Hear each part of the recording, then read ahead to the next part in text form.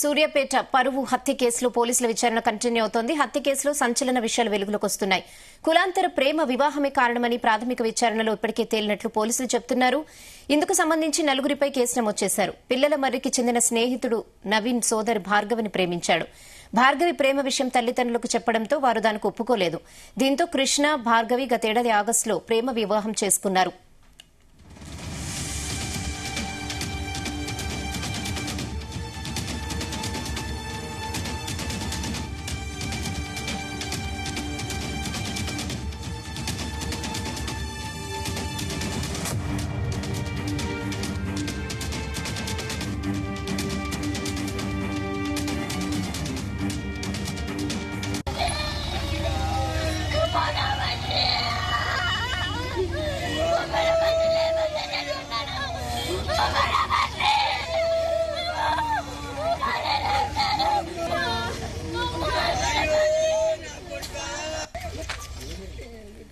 సూర్యాపేట పరువు హత్య కేసులో పోలీసుల విచారణ ఇంకా కంటిన్యూ అవుతోంది. హత్య కేసులో సంచలన విషయాలు వెలుగులోకి వస్తున్నాయి.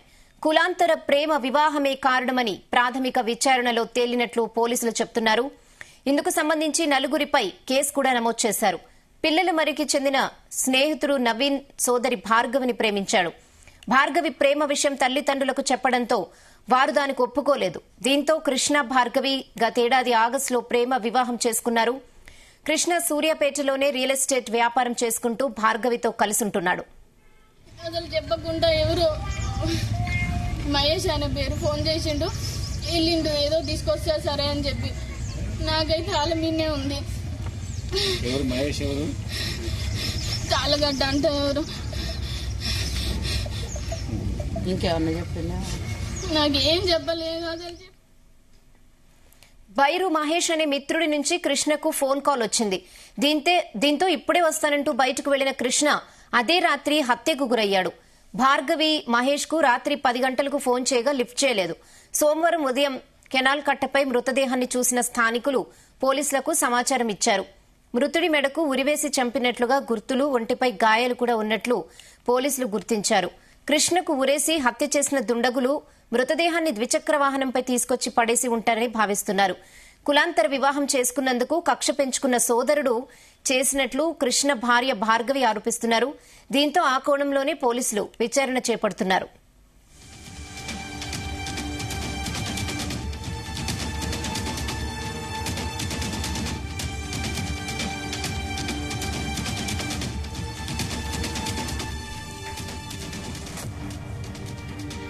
మరోవైపు నిందితుల కోసం పోలీసులు గాలింపు మొదలుపెట్టారు. మొత్తం 4 బృందాలు నిందితుల కోసం గాలింపు చర్యలు చేపట్టినట్లు తెలుస్తోంది. అయితే నిందితులను కఠినంగా శిక్షించాలని కృష్ణ కుటుంబ సభ్యులు డిమాండ్ చేస్తున్నారు.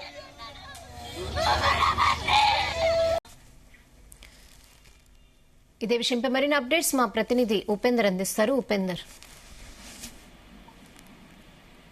Thank you Rehana.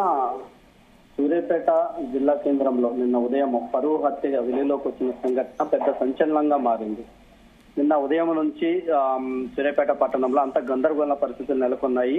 ఇది పరువు హత్య కావటంతో సూర్యాపేట ఏరియా హాస్పిటల్కి పోలీసులు ఉదయం 100 డైల్ కాల్కి రాగానే పోలీసులు డెడ్ బాడీని వెలికి తీసి గుర్తించి దాన్ని సూర్యాపేట ఏరియా హాస్పిటల్కి తరలించారు. అక్కడ సూర్యాపేట ఏరియా హాస్పిటల్ పరువు హత్యకి సంబంధించి పలానా వ్యక్తిని మాల బంటి వడ్లకొండ కృష్ణ అలియాస్ మాలబంటిని హత్య చేశారని చెప్పి సూర్యాపేట పట్టణ కేంద్రంలో వార్త వెలుగులోకి రావడంతో ఆయనకు సంబంధించిన ప్రాణ స్నేహితులు, రక్త సంబంధికులు, తర్వాత బంధువులు, దళిత సంఘాలు అన్ని కూడా పెద్ద ఎత్తున సూర్యాపేట ఆసుపత్రికి వచ్చి అక్కడ పెద్ద ఎత్తున ఆందోళన చేపట్టడం జరిగింది. ఎవరైతే మాలబంటిని చంపారో అతను వాళ్ళకి కఠినమైన శిక్ష విధించాలని చెప్పి వాళ్ళు డిమాండ్ చేయడం జరిగింది. ఇది ఒక కోణం. మరొక కోణం మీద ఒక పక్క పోలీసులు దీనిపై మృతుడి తండ్రి డేవిడ్ నుంచి కంప్లైంట్ స్వీకరించినటువంటి పోలీసులు వాళ్ళు కంప్లైంట్ స్వీకరించి విచారణ చేపడుతున్నారు. డిఎస్పీ రవి తెలిసిన ప్రకారము 4 బృందాలుగా విడిపోయి సెర్చ్ చేస్తున్నాము, నిందితుల కోసం గాలిస్తున్నాము, విచారణ చేపడుతున్నామని చెప్పి డిఎస్పీ చెప్పడం జరుగుతుంది. అదేవిధంగా ఇదొక పోలీసులు చెప్తున్న విచారణ ఇదైతే. మరొక విధంగా పోస్ట్ మార్టం నిన్న అయిపోయింది. పోస్ట్ మార్టం పూర్తి అయిపోయిన తర్వాత పోస్ట్ మార్టం రిపోర్ట్ లో భయంకరమైన నిజాలు బయట వెలుగులోకి వస్తున్నాయి. రెహానా మాల బంటిని ఎవరైతే బైరి మహేష్ స్నేహితుడుండో సెటిల్మెంట్ ఉంది బయటికి వెళ్ళొద్దాం అని చెప్పి తీసుకెళ్లినటువంటి బైరి మహేష్ తీసుకెళ్లి అతనితో పాటు కోట్ల నవీన్, మృతుడి ప్రేమించి పెళ్లి చేసుకున్న యువతి యొక్క అన్న, భార్గవి వాళ్ళ అన్న నవీన్, వీళ్ళందరూ కలిసి ముందుగా అతన్ని ఉరేయటం జరిగింది. ఉరేసిన తర్వాత అతన్ని ఇంకా అప్పటికీ అక్కడికి తన యొక్క కక్ష ఇంకా చల్లారక అతన్ని పక్కలంట తన్నినట్టు, భయంకరమైన ఆనవాళ్లు కనపడుతున్నాయి. గుద్దినట్టు, తన్నినట్టు, రాయితోటి గట్టిగా మోదినట్టు, బండరాయి తీసుకుని మొహం పైన గట్టిగా మోది తీసుకొచ్చి ఆ కాలువలో పడేశారు. జనగామ వెళ్లే రూట్ లో మూసీ కాలువ ఉంటుంది రెహానా, ఆ మూసీ కాలువలో పడేసినట్లు మనకి పోస్ట్ మార్టం రిపోర్టుల్లో తేలినట్టు మనకు వార్తలు వినిపిస్తున్నాయి రెహానా. ఇంకా దీనికి సంబంధించి ఇంతటి దారుణమైన హత్యకు గురికావటం పట్ల అటు ప్రజా సంఘాలు కానీ, దళిత సంఘాలు కానీ తీవ్ర ఆగ్రహాన్ని, ఆవేశాన్ని గురి చేస్తున్నాయి. ఇంకా ఇటువంటి రోజుల్లో 20th సెంచరీలో ఉన్నాము. ఈ రోజుల్లో కూడా నచ్చిన వాడు అంటే ప్రేమించిన వ్యక్తితో పెళ్లి చేసుకుంటే చంపేస్తారా? ఇంకా ఈ కులాంతర హత్యలు ఏంటి? ఇది కులాంతర హత్యలు, ఇటువంటి పరువు హత్యలు ఇంకా కొనసాగుతున్నాయి. వీటిపైన తక్షణమైన చర్యలు తీసుకోవాలని చెప్పి అటు ప్రజా సంఘాలు, ఇటు దళిత సంఘాలు అన్ని కూడా డిమాండ్ చేస్తున్నాయి రెహానా. అమ్మాయి తరపు బంధువులతో పోలీసులు ఏమైనా మాట్లాడినట్లుగా ఏమైనా తెలుస్తోందా? అమ్మాయి తరపు బంధువులందరూ ప్రస్తుతానికి ఎస్కేప్ లో ఉన్నట్టు చెప్తున్నారు. వాళ్ళ అమ్మ మాత్రము అందుబాటులో ఉన్నది. వాళ్ళ అమ్మను అదుపులోకి తీసుకుని వాళ్ళ అమ్మతో మాట్లాడినామని చెప్పి అంటున్నారు. అమ్మాయి తరపు బంధువులు వాళ్ళ అమ్మ చెప్తున్న విషయం ఏంటంటే, పెళ్లి చేసుకుంది, మాకు ఇష్టం లేని పెళ్లి చేసుకుంది, భర్తను చంపుకున్నది, మేము వద్దన్నాము, మేము ఆల్రెడీ అమ్మాయికి ఒక ఎస్ఐ తోటి సంబంధం చూసినాము, వివాహం సంబంధం చూసినాము, అతనితో రేపో మాపో ఎంగేజ్మెంట్ అనగా అతనితో లేచిపోయి పెళ్లి చేసుకున్నది, మాకు ఇష్టం లేని పెళ్లి చేసుకున్నది, ఇలా భర్తను చంపుకున్నది, మమ్మల్ని అబాస్ పాలు చేసింది, ఆమె ఈ రోజు అబాస్ పాలైందని చెప్పి చెప్పడం జరుగుతుంది రెహానా. ఓకే.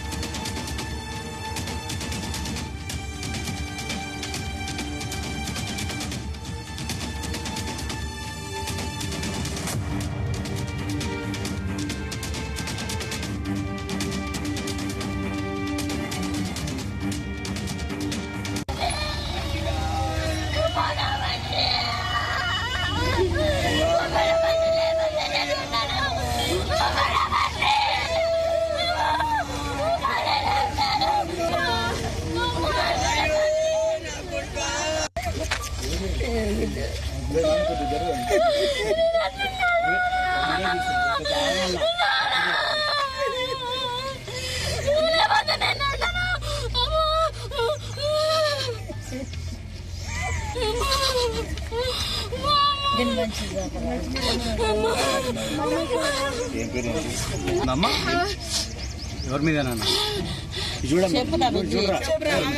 నైట్ లో ఫోన్ చేసిర్రు 5ంటికి, ఈవినింగ్ టైంలో 5ంటికి బయటికి వెళ్ళిండు.